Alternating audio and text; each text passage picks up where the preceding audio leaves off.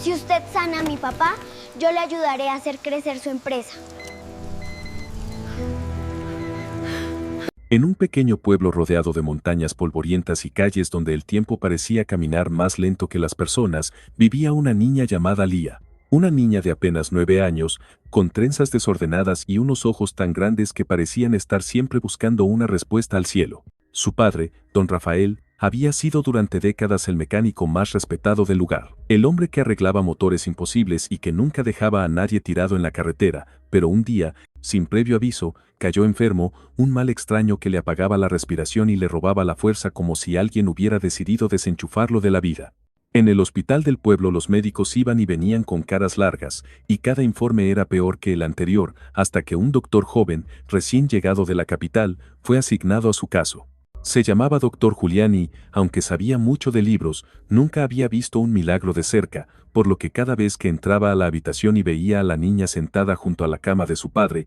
hablándole al oído con la fe más pura que había presenciado, sentía una mezcla incómoda entre compasión y escepticismo. Una tarde en que la lluvia caía tan fuerte que golpeaba los ventanales como si quisiera entrar a salvar al enfermo por su cuenta, Lía se levantó de la silla, caminó hasta el doctor Julián y, con la voz temblorosa pero firme, le dijo que si él lograba sanar a su papá, ella le ayudaría a hacer crecer su empresa, que lo apoyaría en todo, que le daría ideas, que hablaría bien de él por todo el pueblo, y que haría lo que estuviera en sus manos para que su nombre se escuchara lejos, muy lejos. El doctor, que estaba cansado, empapado y frustrado por no ver mejoría en don Rafael, soltó una pequeña risa involuntaria, de esas que salen más por defensa que por burla, y varios enfermeros que estaban cerca también sonrieron con incredulidad. Porque ¿qué podía hacer una niña con zapatos gastados y uniforme remendado por una empresa médica que apenas estaba empezando? Aquella escena se convirtió rápidamente en un comentario de pasillo, en un chisme más del hospital. Y durante días se repitió la historia de la niña que prometió hacer rico al doctor si salvaba a su padre,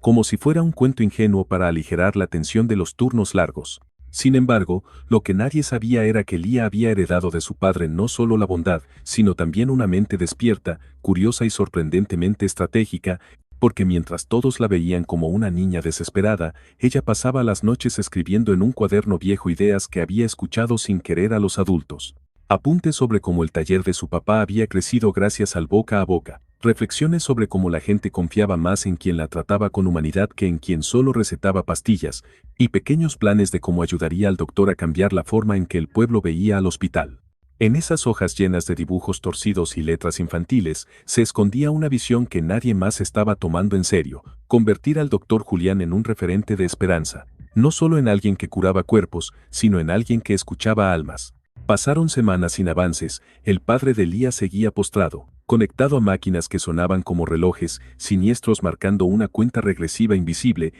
y el doctor Julián empezaba a dudar incluso de su vocación, preguntándose si realmente había servido de algo haber dejado la capital para irse a un pueblo donde todo parecía tan limitado. Fue entonces cuando Lía empezó a actuar, primero hablando con otras familias en la sala de espera, contándoles cómo su papá había ayudado a tantos vecinos sin cobrarles un centavo cuando no podían pagar, recordándoles que ahora él era el que necesitaba apoyo y que el doctor estaba haciendo todo lo posible por salvarlo. Luego convenció a un anciano del pueblo, famoso por su vozarrón y por saber cada chisme antes que nadie, para que hablara bien del doctor en la plaza, y poco a poco, sin que Julián se diera cuenta, empezó a cambiar la conversación colectiva, de la resignación al agradecimiento, de la crítica a la esperanza. Un día, casi sin explicación lógica, los análisis de don Rafael comenzaron a mostrar una ligera mejoría, nada espectacular, apenas una línea que se desviaba de la caída constante, pero suficiente para que el doctor levantara la ceja y revisara 2 veces los resultados. Los días siguientes fueron una sucesión de pequeñas victorias,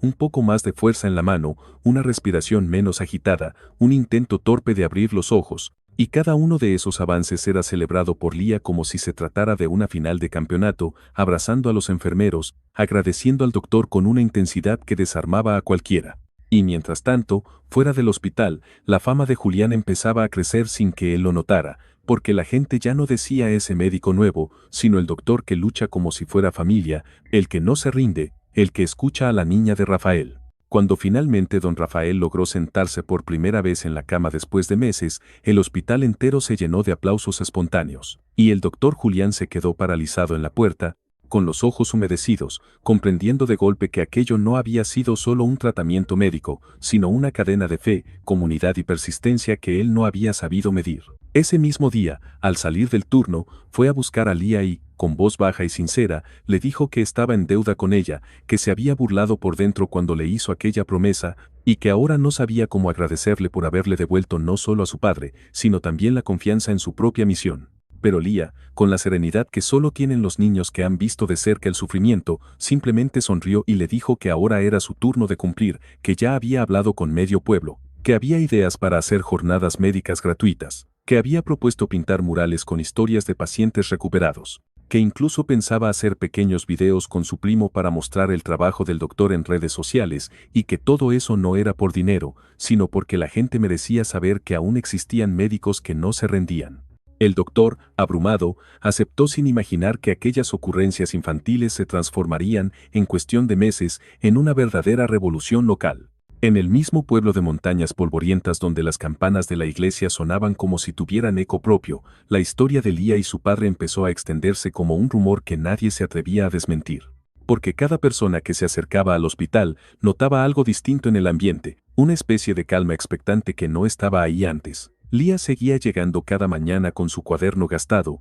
se sentaba junto a la cama de don Rafael y le leía en voz alta sus planes para cuando saliera de allí. Le hablaba de cómo volverían a abrir el taller y de cómo ahora la gente del pueblo los estaba apoyando más que nunca, como si la enfermedad hubiera destapado una solidaridad que llevaba años dormida. Mientras tanto, el doctor Julián comenzaba a recibir cartas, pequeñas notas escritas a mano por vecinos agradecidos, y aunque todavía no existían cifras ni estadísticas que probaran que su empresa médica estaba creciendo, él sentía que algo invisible se estaba construyendo alrededor suyo. Algo que no venía de los libros ni de las universidades, sino del corazón colectivo de un pueblo que había decidido creer. A medida que don Rafael recuperaba fuerzas, la niña intensificó sus estrategias, como ella las llamaba con una palabra que había escuchado en la televisión, organizando pequeñas reuniones en la sala de espera donde cada paciente que mejoraba contaba su testimonio, convirtiendo aquel espacio gris en un lugar de relatos vivos, donde la esperanza se propagaba de boca en boca como una chispa. Los enfermeros, que al principio solo habían visto en ella una niña aferrada a su padre, empezaron a respetarla como si fuera parte del equipo, y más de una vez le pidieron consejo para calmar a otros niños asustados, porque nadie sabía explicar mejor que ella que un hospital no era una antesala de la muerte, sino un puente hacia una nueva oportunidad. El impacto de esa transformación llegó incluso a la capital, cuando un pequeño reportaje local sobre el hospital del pueblo que volvió a creer fue compartido cientos de veces en redes sociales. Y el nombre del doctor Julián apareció en titulares modestos pero honestos, donde se hablaba de humanidad, de trato cercano y de una niña que había prometido ayudar a salvar algo más que la vida de su padre. Julián, que nunca había buscado fama, empezó a recibir llamadas de colegas interesados en replicar el modelo, y cada vez que alguien le preguntaba cómo lo había logrado, él sentía un nudo en la garganta porque sabía que no se trataba de un protocolo médico, sino de una promesa hecha bajo la lluvia por una niña que nadie tomó en serio. Cuando finalmente don Rafael volvió a caminar por la plaza del pueblo,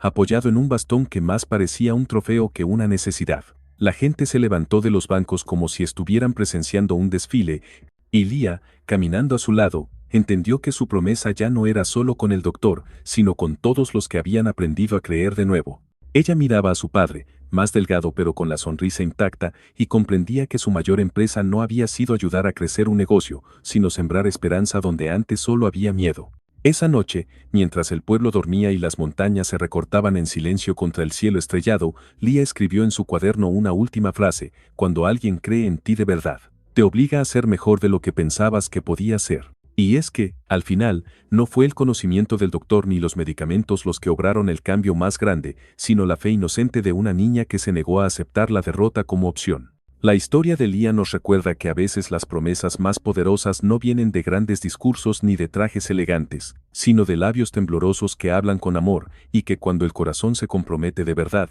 puede sanar no solo cuerpos, sino comunidades enteras.